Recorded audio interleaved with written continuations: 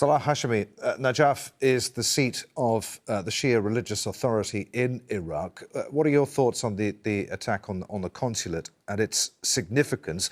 Are the demonstrators' concerns legitimate? First of all, thank you very much for having me, and I would like to offer my sincere condolences to to those who have been martyred by the Iraqi uprising and to their families.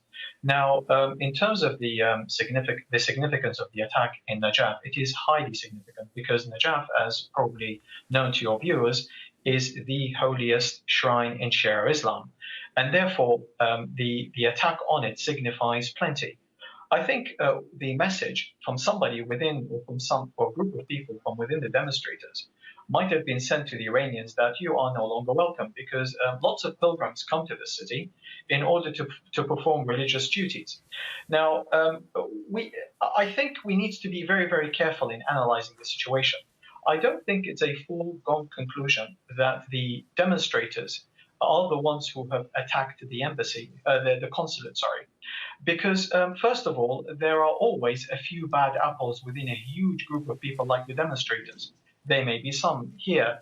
Number two, we have also the possibility of a self-inflicted wound or false flag attack.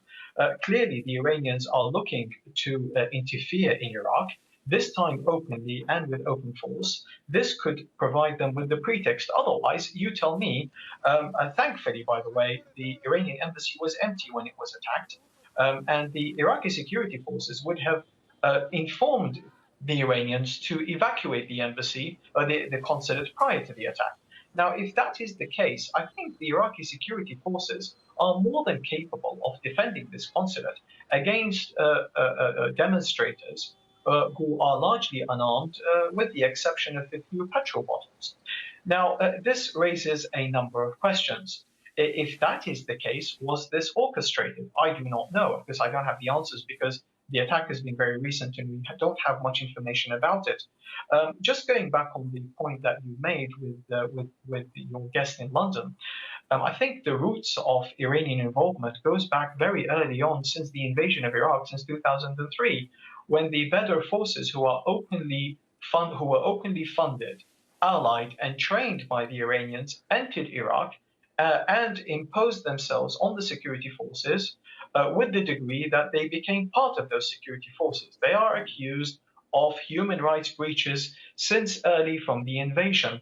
So I don't think it's a myth. And also, to add to that, the most recent revelations by Intercept and the New York Times, the papers that were revealed, documenting step by step almost the individuals with whom the Iranians have had contact, and of course the revelations that the entire government is corrupt and thoroughly abusing human rights.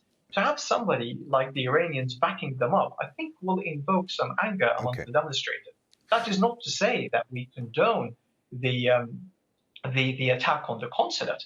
It is highly deplorable. But I would also say this is a hallmark of Iranian practice. Let us not forget that the Iranian Revolution was blessed with an attack on the American embassy back early on in 1979. I think hostages were held for nearly 2 years. A year and a bit.